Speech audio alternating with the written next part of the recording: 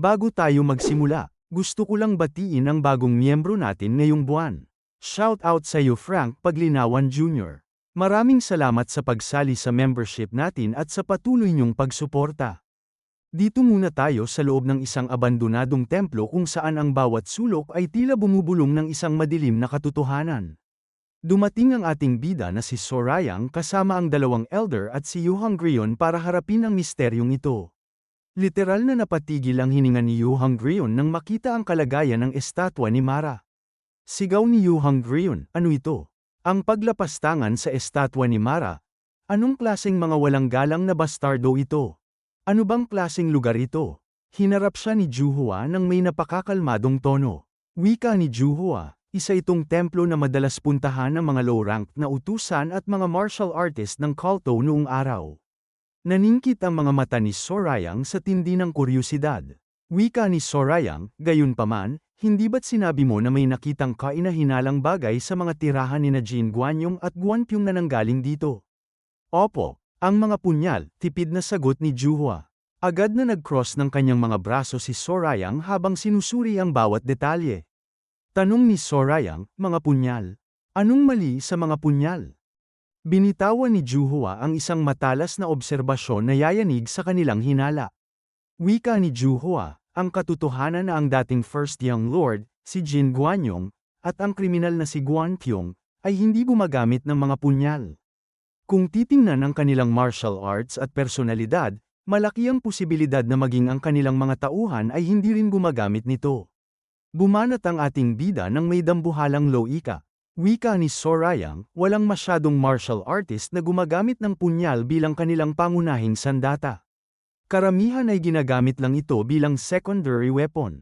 Kung kinuha nila ang mga ito para lang mag-ensayo bilang pag-iingat, hindi naman talaga ito ganoon kaina-hinala. Ngunit dito na inilabas ni Juhua ang dambuhalang katotohanan na yayanig sa usapan. Wika ni Juhua, kahit pa gumamit sila ng mga punyal para mag-ensayo ng kanilang sining, ang pagtanggap ng isang kahon na may 100 punyal buwan-buwan ay sobra-sobra na. Napakalupit na revelasyon, sabi ni Sorayang sa kanyang isip habang nanlilisik ang kanyang mga mata, 100 punyal buwan-buwan. Sobrang dami nga niyan. Tumingin ang ating bida sa estatwa ni Mara nang may matinding pagdududa. Wika ni Sorayang, naiintindihan ko. Pero, nasaan na ang lahat ng mga punyal na yun? Bakas ang tindi ng problema sa boses ni Juhua. Wika ni Juhua, iyan ang problema. Sinubukan naming alamin kung saan sila ginamit, pero hindi namin magawa. Napakabangis. Mukhang ang templo na ito ay nagtatago ng isang sekretong mas matalas pa sa 100 punyal na nawawala. Sinuri ng Tattered Elder ang buong sitwasyon nang may mapanuring mata at dambuhalang kuryusidad. Wika ng Tattered Elder, kaya, bilang pagbubuod, ang mga demonic martial artists na humahabol sa Third Young Lord ay nangongolekta ng mga punyal buwan-buwan sa pamamagitan ng dating First at Second Young Lords. Mukhang ang templong ito ang naging transfer point para sa mga punyal. Sila rin ba ang sumira sa estatwa? Hindi ko alam na mayroon pala tayong mga ganito kawalang galang na tao sa loob ng kulto. Napakalupit na paninindigan mula sa Iron Sword Elder. Bumanat siya ng may napakalamig at awtoridad na tono. Sigaw ng Iron Sword Elder, anuman ang dahilan, paano nang ahas ang isang demonic martial artist na magkaroon ng intensyong saktan ng disipulo ng Diyos? Kailangan nating arestuhin sila agad. Dambuhalang tapatan ng mga mata. Tumingin ang Tattered Elder sa kanyang kasama at binitawan ang pinal na desisyon. Wika ng Tattered Elder, sumasang-ayon ako. Kailangan nating kumilos. Hinarap sila ng ating bida na si Sorayang nang may napakakalmadong tono. Wika ni Sorayang, personal ko itong issue. Ayaw ko kayong ilagay sa mahirap na sitwasyon. Ngunit hindi matitinag ang mga demonic elder. Bumanat ang Iron Sword Elder, hindi namin ito ginagawa para sa iyo. Para ito sa dangal at pagpapanatili ng hierarchy sa loob ng kulto. Dagdag pa ng Tattered Elder ng may matinding prinsipyo, ngayong alam na natin ito, hindi na lang tayo pwedeng maupo at walang gawin bilang mga demonic elder. Ahem. Tama yan, tipid na hirit ng Iron Sword Elder habang binalot ng tensyon ang buong paligid. Isang matalas na ngiti ang semilay sa labi ni Sorayang. Wika ng ating bida, salamat. Ituturing ko na nasa panig ko kayo simula ngayon. Sabi ni Sorayang sa kanyang isip habang naniningkit ang mga mata, nagkaroon ako ng dalawang dagdag na kakampi na hindi ko kailanman inaasahang makukuha. Yanig ang buong paligid. Pagkalipas ng ilang sandali, lumipat ang eksena sa labas na ng templo. Dito na binitawan ni Sorayang ang kanyang susunod na dambuhalang plano. Hinarap niya si Juhua at Winika, General Manager Ju, hihingi pa ako ng isa pang pabor. Kung mapansin mo na may anumang kakaibang ipinapadala sa mga tirahan ni na 5th Young Lady, Ju Soyuon, 6th Young Lord, Jong Ryong, o ng 7th Young Lady, Che Yomin, pakiusap, i-report mo sa akin. Napakabangis. Mukhang ang entablado ay handa na para sa isang mas malawak na investigasyon na yayanig sa lahat ng mga kandidato para sa trono ng Heavenly Demon Divine Cult. Nag-aalinlangan si Juhua sa hiling ni Sorayang at Winika, patawad po. Humihingi ako ng paumanhin, pero, hinarap siya ng ating bida ng may napakaseryosong mukha. Wika ni Sorayang, alam ko na mabigat itong hinihingi ko. Pero sana ay maalala mo kung bakit ipinagkatiwala ito sa iyo ng facility master sa halip na siya mismo ang umasikaso. Isang matalas na realisasyon ang dumaan sa isip ni Juhua habang tinitimbang ang tindi ng sitwasyon. Sabi ni Juhua sa kanyang isip habang naniningkit ang kanyang mga mata, habang ang Internal Enlightenment Facility ay nagbibigay halaga sa neutrality pagdating sa mga disipulo, nagsisikap din silang makuha ang pagmamahal ng Demon Lord. Ang dahilan kung bakit ipinaubaya sa akin ito ng Facility Master, ay para makakuha ako ng tulong sa sandaling makuha na ng Third Young Lord ang kapangyarihan. Napaka-solid na desisyon, wika ni Juhua, sige po. Magsisimula na ako agad sa trabaho at makikipag-ugnayan muli sa inyo. Salamat, tipid na sagot ni Sorayang. Lumingon ang ating bida sa kanyang likuran at nag-utos sa mga kasama, sa tingin ko ay ayos lang na umuwi na kayong tatlo ngayon. Makikipag-ugnayan ako sa inyong mga demonic elder mamaya. Kung magpapatuloy ang lahat ayon sa plano, kikilos tayo sa loob ng 2 araw. Yanig ang buong paligid. Lumipat ang eksena sa loob ng isang maliit na silid sa Heavenly Demon Divine Cult kung saan ang ating bida na si Sorayang ay kalmadong nakaupo sa mesa habang umiinom ng tsaa. Bumasag sa katahimikan ang boses ni Gogo nang may dambuhalang kuryosidad, isang misteryosong grupo ang humahabol sa iyo. Seryosong sumagot si Sorayang habang sinusuri ang bawat detalye ng kanyang susunod na hakbang. Wika ni Sorayang, balak ko sanang asikasuhin ang sarili ko at tapusin ang ilang mga bagay sa aking listahan na gagawin, pero mukhang hindi mangyayari yun. Literal na napatigil si Gogo sa loob ng isang sandali. Matapos ang mahabang katahimikan, binitawan niya ang isang napakabigat na katanungan. Wika ni Gogo, hayaan mong itanong ko sa iyo ang isang bagay. Ano ang pangarap mo? Dito na nagpakawala si Sorayang ng isang dambuhalang bomba na yayanig sa buong pundasyon ng Miriam. Wika ng ating bida ng may napakakalmadong tono, hindi ko ba nasabi sa'yo? Ito ay ang lipulin ng Righteous Heavenly Alliance. Literal na napatigil ang mundo ni Gogo sa tindi ng gulat. Katahimikan lamang ang tanging naisagot niya habang nanlilisik ang kanyang mga mata sa tindi ng revelasyong narinig. Bumanat ang ating bida ng may matalas na titig at punong-puno ng kumpiyansa. Wika ni Sorayang, bakit gulat na gulat ka? Nakakaramdam ka pa rin ba ng koneksyon sa kanila? Napakabangis. Mukhang ang pangarap ni Sorayang ay magiging mitya ng isang digmaang hindi pa kailanman nakikita sa buong kasaysayan ng Divine Cult. Hinarap ni Gogo ang ating bida na si Sorayang nang may matinding determinasyon at dambuhalang kuryosidad. Wika ni Gogo, syempre hindi. Sa katunayan, kung sakaling sumiklab ang digmaan, gusto kong nasa front lines. Kaya paano mo balak harapin ang grupong ito? Napakalupit na presensya. Biglang tumayo si Sorayang habang nanlilisik ang kanyang mga mata at binitawan ang kanyang plano ng walang pag-aalinlangan. Wika ni Sorayang, wala nang dapat pang isipin. Hahanapin ko sila at bubugbugin ko sila. Yanig ang kumpiyansa ni Gogo sa narinig. Hirit niya, hahanapin mo sila at bubugbugin? Iyon lang ba? Ano pa bang inaasahan mo? Tipid na tugon ni Sorayang habang nananatiling kalmado ang kanyang mukha. Literal na natahimik si Gogo sa loob ng isang sandali habang tinitimbang ang tindi ng sagot ng ating Lodi. Maya-maya pa ay nagmungkahi ang matanda ng isang paraan para palamigin ang tensyon. Wika ni Gogo, bakit hindi tayo maglakad-lakad muna? Lumipat ang eksena sa labas, sa ilalim ng malamig at maliwanag na buwan habang naglalakad ang dalawa ng may napakaseryosong usapan. Hinarap ni Gogo si Sorayang at binitawan ang isang napakabigat na babala na yayanig sa kanyang diskarte. Wika ni Gogo, alam ko na wala ako sa posisyon para sabihin ito sa iyo, pero hindi magtatagumpay ang lahat kung susubukan mong lutisin ang mga problema sa dati mong paraan, nang hindi talaga nag-iisip. Napakabangis na paalala, ngunit ang ating bida ay nanatiling mapanuri. Tanong ni Sorayang, bakit? Hinarap ni Gogo ang ating lodi ng may napakaseryosong mukha habang tinitimbang ang bigat ng kanilang pinag-uusapan. Wika ni Gogo, ito ay dahil ikaw ang pinakamalapit sa pagiging successor. Sinabi mo na lilipulin mo ang Righteous Heavenly Alliance kapag naging cult leader ka na.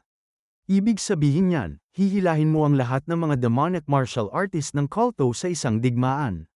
Balak mo rin bang gawin ang mga bagay-bagay nang walang plano sa pagkakataong yun? Napakalupit na babala mula sa Penal Hall Master. Ipinagpatuloy ni Gogo ang kanyang pananalita habang nanlilisik ang mga mata sa tindi ng babala na nais niyang iwan. Wika ni Gogo, gagamitin ko ang inyong mga kamatayan bilang aking pundasyon para pabagsakin ang Righteous Heavenly Alliance. Ako ang Demon Lord, kaya dapat kang sumunod. Kung ang tanging gusto mo lang ay ang pagbagsak ng Righteous Heavenly Alliance at hindi ang pagiging Demon Lord, wala na akong dapat pang sabihin. Yanig ang atmosfera sa tindi ng katotohanang binitawan. Dagdag pa ni Gogo, anuman ang dahilan, ang salita ng cult leader ay batas at banal na utos. Gayunpaman, kung gusto mong umunlad ang culto, naniniwala ako na ang malalim na pagninilay ay kinakailangan din. Karamihan sa mga tao ay nabubuhay para sa kanilang sarili at naniniwala ako na tama yun. Gayunpaman, kung ikaw ang pinuno ng isang organisasyon, dapat may kaisipan sa likod ng iyong mga desisyon. Literal na napatigil ang mundo ni Sorayang sa tindi ng realisasyong ito. Sabi ni Sorayang sa kanyang isip habang naniningkit ang mga mata sa tindi ng pag-iisip, hindi ako makakaargumento laban dyan. Hindi ko man lang naisip ito noon. Hinarap ng ating bida ang matanda ng may pagkilala sa kanyang pagkakamali. Wika ni Sorayang, isa sa isip ko yan. Talagang hindi ko isinaalang-alang yan noon. Salamat sa pag-unawa, tipid na tugon ni Gogo habang binalot sila ng katahimikan ng gabi. Bumanat muli ang ating lodi ng may napakakalmadong tono. Wika ni Sorayang, kaya, hindi ko kailangang maging isang graceful na pinuno, pero kailangan ko man lang gawin ang aking mga tungkulin. Salamat sa pagsasabi sa akin. Dambuhalang gulat ang bumalot kay Gogo sa narinig na sagot. Sabi ni Gogo sa kanyang isip habang napatitig sa ating bida, akala ko ay makikipag-argumento siya. Kaya ito ay hindi inaasahan. Napakabangis. Paalis na ang ating bida para ihanda ang kanyang susunod na hakbang sa loob ng culto. Wika ni Sorayang, aalis na muna ako para sa araw na ito. Makikipag-ugnayan ako sa iyo mamaya. Sabi ni Gogo sa kanyang isip habang naniningkit ang kanyang mga mata sa tindi ng pagkamangha, habang hindi ko kailanman mahuhulaan ang kanyang mga susunod na kilos. Handa siyang kilalanin ang mga bagay na dapat kilalanin. Hinarap niya ang anino ng bida at winika, nagbabago ka na. Samantala, lumipat ang eksena pabalik sa abandonadong templo kung saan ang dalawang misteryosong lalaki ay dahan-daang pumasok sa loob. Yanig ang kanilang kaisipan nang mapansin ang mga bakas ng imbestigasyon ng ating mga bida. Sigaw ng isa, may tao nang nakarating dito. Ipaalam ito sa group leader. Opo, sir. Mabilis na sagot ng kanyang kasama habang binalot ng tensyon ang paligid. Napakalupit na revelasyon mula sa nakaraan. Isang dambuhalang kasaysayan ang muling nabuksan tungkol kay Dark Heaven God Demon, si Mok Wu. Isa siyang demonic elder 2 henerasyon na ang nakalilipas na kilala rin bilang Dark Heaven Demonic Elder. Ngunit, tinanggal siya sa kanyang tungkulin at pinalaya sa culto. Ang rason ay napakalinaw, para maging miyembro ng Senate, sinubukan niyang matuto ng mas malakas na martial arts, at sa prosesong yun, gumamit siya ng Blood Engravings Arts, isang ipinagbabawal na paaralan ng sining ng pakikipaglaban. Habang siyam sa bawat 10 ng mga natututo ng Blood Engravings Arts ay nagtatapos na may wasak na upper at middle dantian, maaari rin itong magbigay ng dambuhalang benepisyo. Sa madaling salita, ang isa ay maaaring maging isang baliw na demonic martial artist at maging banta sa buong divine cult. Sa huli, ikinulong ng Divine Cult si Mok Woo, sinelyuhan ang kanyang kakayahan sa martial arts, at tuluyang pinalayas. Ngunit dito na pumasok ang isang napakasakit na problema na yayanig sa kasalukuyan. Matapos mapalayas, bumuo ng pamilya si Mok Woo at nagkaroon ng maraming anak. Makalipas ang ilang dekada, ang kanyang mga inapo ay sumali sa Divine Cult. At dito na sumabog ang nakakangilabot na katotohanan, ang Sorayang sa nakaraan ay nalaman na ang ilang mga tao na may apelyidong Mok sa kulto ay mga inapo ni Mok Woo.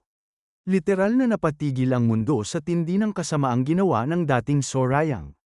Dahil gusto niya ang martial arts ni Mok Woo, hinaras niya, at maging tinorture, ang lahat ng mga inapo ni Mok Woo na kanyang nahanap. Kinuha rin niya ang kanilang mga pamilya bilang hostage at binantaan sila para subukang itago ang kanilang sining. Matapos ang lahat ng paghihirap na ito, walang awa niyang pinatay silang lahat. Napakabangis na kalupitan mula sa nakaraan. Lumipat ang eksena sa loob ng General Strategist Quarter kung saan ang tensyon ay parang isang bombang handa ng sumabog. Kasalukuyang binabasa ng ating bida na si Sorayang ang isang scroll habang bakas ang dambuhalang gulat sa kanyang mukha. Literal na napatigil ang hininga ni Sorayang sa tindi ng revelasyon. Wika ni Sorayang, ako ba talaga ang gumawa ng lahat ng ito? Pagpaslang sa isang buong pamilya para lang makuha ang ilang martial technique. Maski ako, gugustuhin ko ring patayin ang sarili ko. Hinarap siya ni Hoyosong nang may mapanuring mata. Wika ni Hoyosong, nabalitaan ko na nawala ang maraming alaala mo bago ang iyong chi blockage. Pero talaga bang wala kang maalala rito?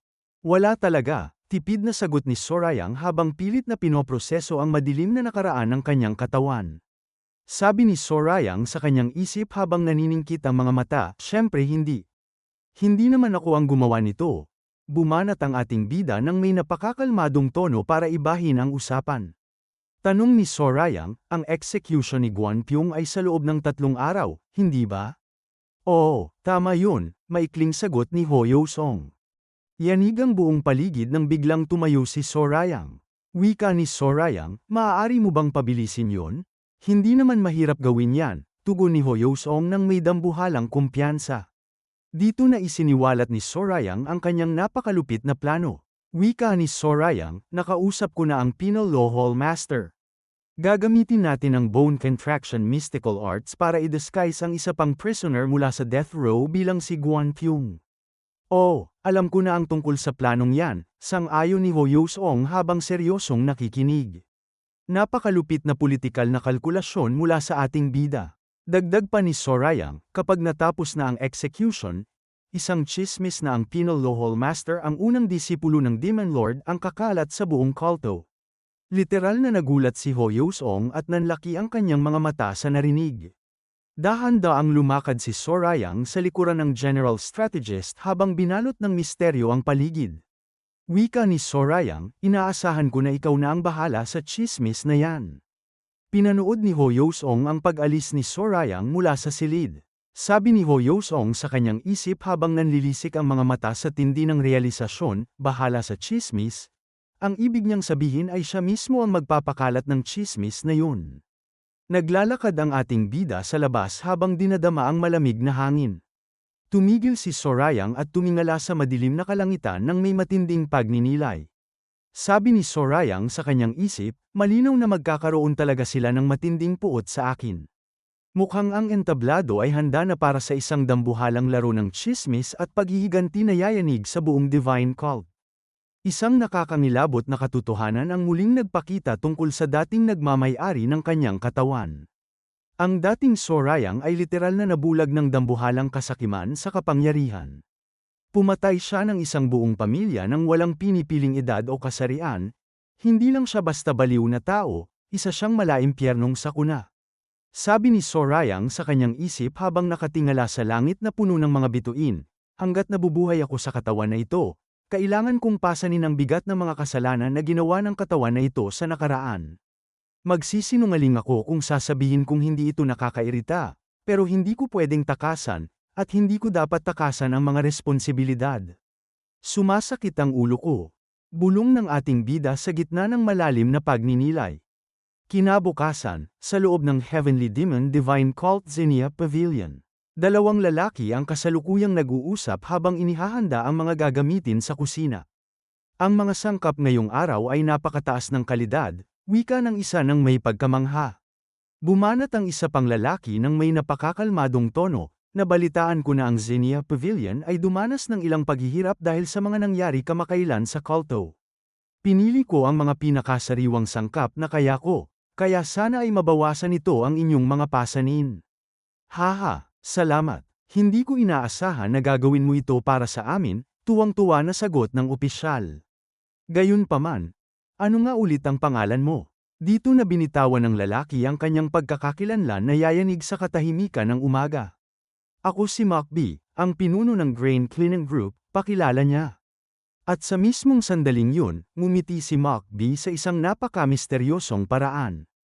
Napakalupit. Mukhang ang pangalang Mark ay muling magbabalik sa anino ng nakaraan na pilit binabaon sa limot ni Sorayang. Maraming salamat sa panunood.